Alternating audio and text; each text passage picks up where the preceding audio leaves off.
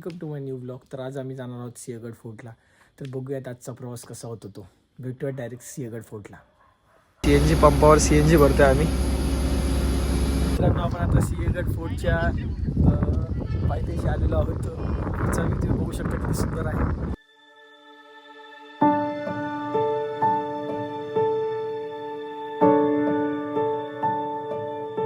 मित्रांनो सिंहगड फोर्टच्या आता आपण खाली आहोत. थोड्याच वेळात आपण वरती जाऊ. तर सिंहगडाच्या पार्किंगच्या इथनं आता रस्ता चढायला जातो. त्या रस्त्याने आता आम्ही चाललो आहोत. वरती गड चढतो आहोत. तर गाईज हा पुढचा दरवाजा पुणे दरवाजा आहे. तर गाईज आता आपण पुढे जाऊयात. पुणे दरवाजाकडे आता आम्ही पोचलो आहोत. पार्किंगच्या इथनं 5-6 मिनिटातच लगेच पुणे दरवाजा दिसतो.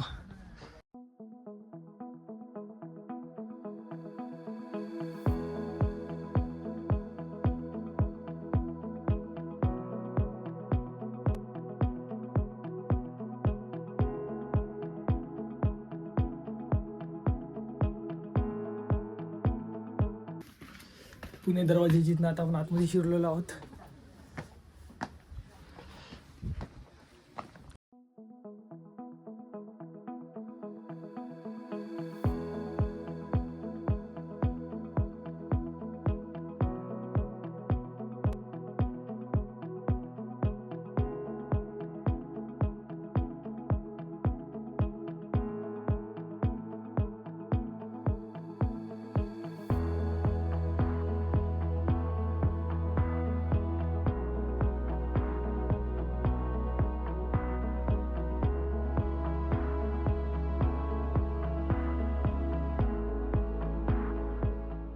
तर मित्रांनो आता आपण तोफखान्याकडे चाललेलो आहोत. आशिषांना आपल्याला तोफखान्याकडे नेतोय. तोफखान्याकडे जायचा मार्ग आहे हा.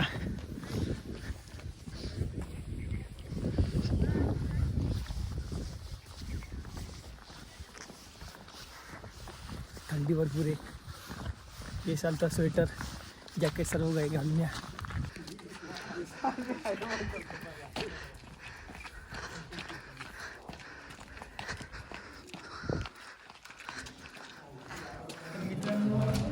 हा तोफखाना आहे. बघू शकता किती विशाल आहे, भव्य आहे. आणि थंडी आहे. बाहेर खूप थंडी आहे पण आतमध्ये गरम वातावरण आहे.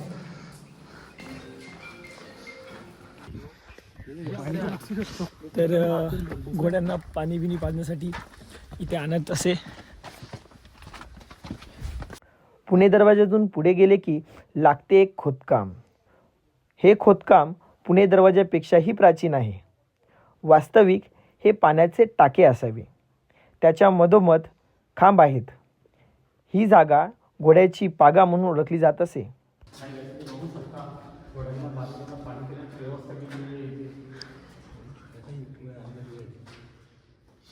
महाराजांच्या काळातली विहीर आहेत. बघू शकता तुम्ही. फुल आहे पाणी. हां म्हणजे आता कसं कचरा विचरा असेल ना टाकलेला. ओके आता निवासस्थानाची इथं आम्ही पोहोचलेलो आहोत. किल्ले सिंहगड.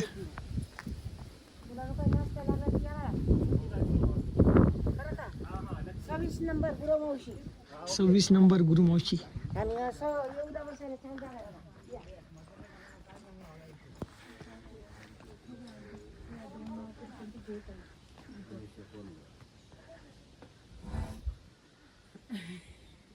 राजाराम महाराज यांची समाधी आहे. तिकडे आम्ही चाललो आहोत. लकी चल.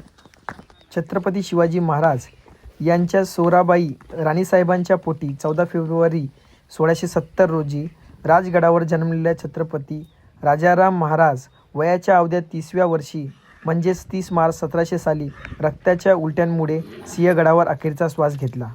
त्यांच्या महाराणी ताराबाई राणी सरकारांनी आपल्या पतीच्या स्मृत्यार्थ गडावर एक वृंदावन व त्यावर लहानसे छत्र मंदिर बांधले. आता आपण कलावंतीन बुरुजचे इथे आहोत.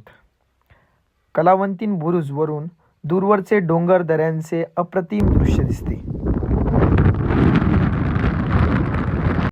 दोनारगिरीचा उर्फ तानाजी कड्याची तर मी आता आहो.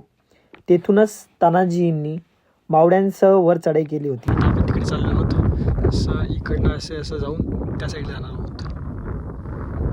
मित्र आता खाली उतरतोय आरामात, पण लक्ष देऊ ना त्याकडं. इकडनं असं खाली उतरून आम्ही तिकडे जाणार आहोत.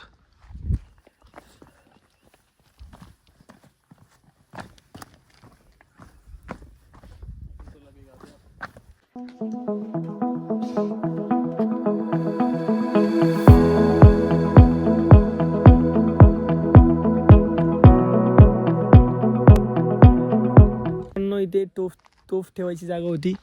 इथे सुद्धा तोफ ठेवायची एक जागा आणि ही एक जागा. झुंजार बुरुज हे सिंहगडाचे दक्षिण टोक होय. येथून समोरच राजगड, त्याच्याच उजवीकडे तोरणा हे गड दिसतात. तर खाली पानशेतचे खोरे दिसते.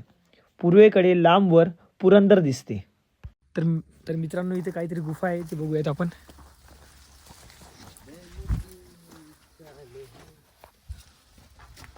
शीट यार, गुफा चालू होता, संपली ना. पाणी जायचा मार्ग येऊ.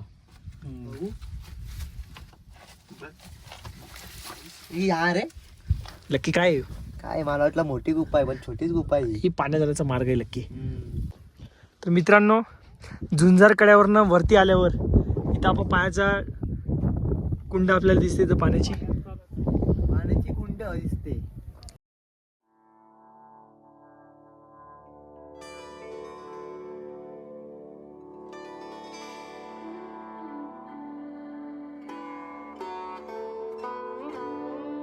मित्रांनो, आता आपण कल्याण दरवाजाकडे चाललेलो आहोत.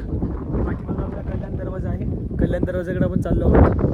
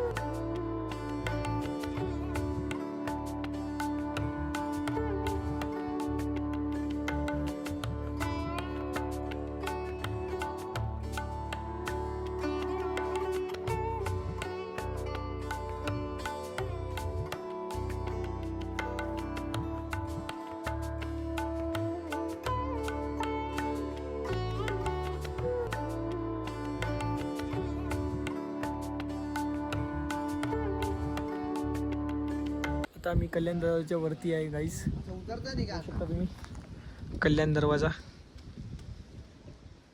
सध्या याचं बांधकाम चालू आहे. सध्या हे सगळं नासधूस झालेलं आहे.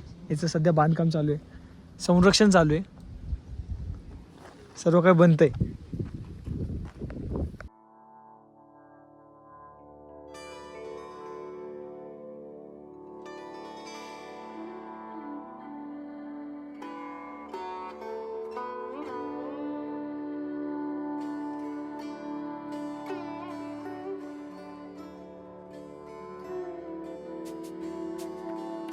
कल्याण दरवाजा फिरून झाला आहे गाईस. आता आम्ही अमृतेश्वर भैरव मंदिराकडे चाललो आहोत. आजूबाजूला तोफा ठेवलेल्या आहेत.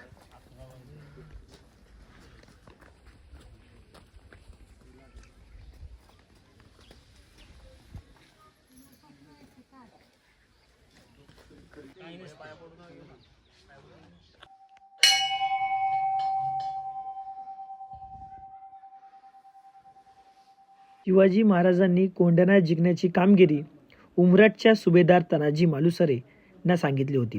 परंतु त्याच वेळी तानाजींच्या मुलां रायबा यांच्या लग्नाचा मुहूर्त निश्चित झाला होता. राजांचा निरोप समजताच तानाजींनी लग्न सोडून भाऊ सूर्याजी व शेलार मामासह कोंढाणा जिंकण्यास निघाले. घोरपडीच्या सहाय्याने कड्यावर दोर लावून मावळ्यांसह कडा चढून उदयबान किल्लेदाराशी घनघोर युद्ध केले. तानाजीस वीरगती प्राप्त झाली. शेलार मामाने उदयबानास ठार मारले. तर मित्रांनो, आता आम्ही कोंढाणेश्वर मंदिराकडे चाललो आहोत. कोंढाणेश्वर मंदिर सिंहगडाच्या सर्वात उंच ठिकाणी आहे. कोंढाणेश्वर मंदिर हे एक प्राचीन शिवमंदिर असून ते यादवकालीन आहे आणि यादवांचे कुलदैवत मानले जाते. मित्रांनो, सिंहगड फिरून झालेले आहेत. तर आता आम्ही प्रतिशिर्डीला आलो आहोत. प्रतिशिर्डीचे आता आम्ही दर्शन करू.